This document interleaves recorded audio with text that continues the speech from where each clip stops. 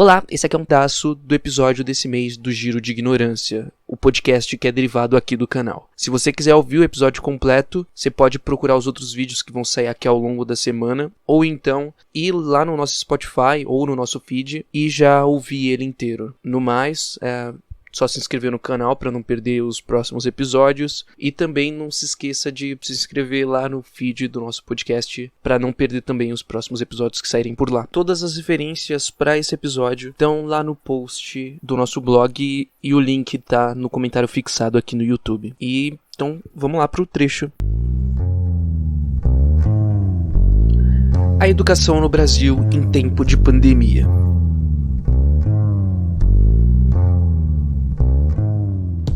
Como é de se esperar, o período de pandemia causou muitas mudanças no dia a dia de toda a população. Como o podcast tem um foco principal ser uma conversa sobre educação, nada mais justo do que levantarmos em um dos blocos as mudanças que aconteceram nesse setor. Já no dia 13 de março, o ministro da Saúde começou a se reunir com os secretários de educação de todos os estados para discutir o fechamento das escolas, recomendando que as férias escolares fossem adiantadas para não prejudicar muito o calendário escolar, além de usar ferramentas de ensino à distância.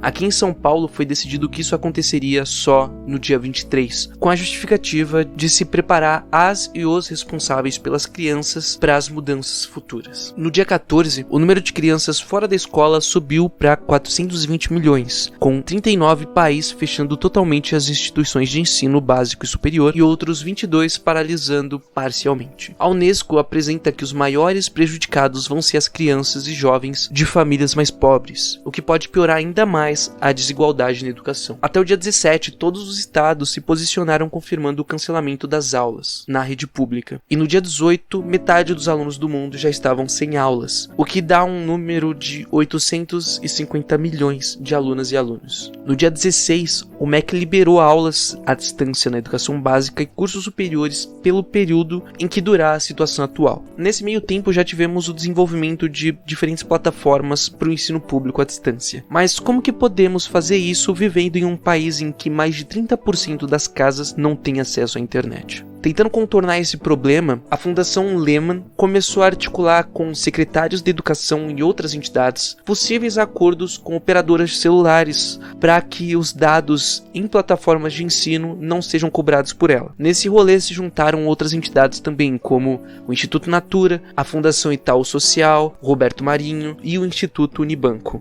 E eu levanto uma pergunta aqui. Por que será que essas fundações de empresas estão interessadas em construir modelos de educação à distância para o ensino básico? Será que é por serem boazinhas ou por esse ser um mercado inexplorado e altamente lucrativo em conjunto com outras medidas de privatização do ensino público? Como sou só um divulgador científico tão isento quanto um político do novo, com a diferença de que sou gente, vou ser obrigado a deixar essa dúvida no ar para vocês. Essa paralisação vai trazer diversos problemas pras e pros estudantes do ensino público. Temos a já listada dificuldade de acesso à internet, mas também podemos listar a falta do acompanhamento no desenvolvimento das atividades em casa e a defasagem que será ainda maior para quem está no terceiro ano do ensino médio e pretende prestar o vestibular no fim do ano.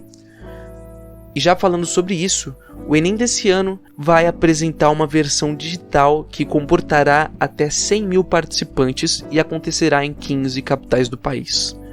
O governo tem como estimativa que, até 2026, o Enem seja 100% digital. E como isso vai funcionar? Vai dar certo um rolê desses? Eu não tenho a menor ideia, mas as datas do Enem digital e do analógico se mantêm a mesma das divulgadas no fim do ano passado. A prova impressa acontece nos dias 1 e 8 de novembro e a digital em 11 e 18 de outubro.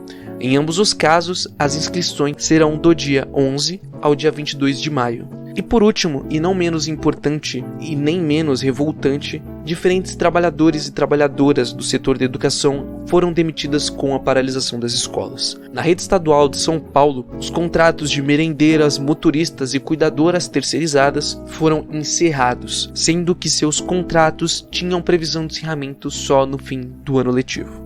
Outro exemplo são as dezenas de professoras e professores que foram dispensados do grupo Alicerce, que é uma startup de aulas de reforço escolar que tem como um dos principais investidores o Luciano Huck. Todas as mais de 400 pessoas que lecionam nas 37 unidades do grupo trabalham como microempreendedores individuais. Isso não passa de um esquema para se tratar indivíduos como empresas e tirar delas completamente os direitos e benefícios de um emprego em carteira assinada.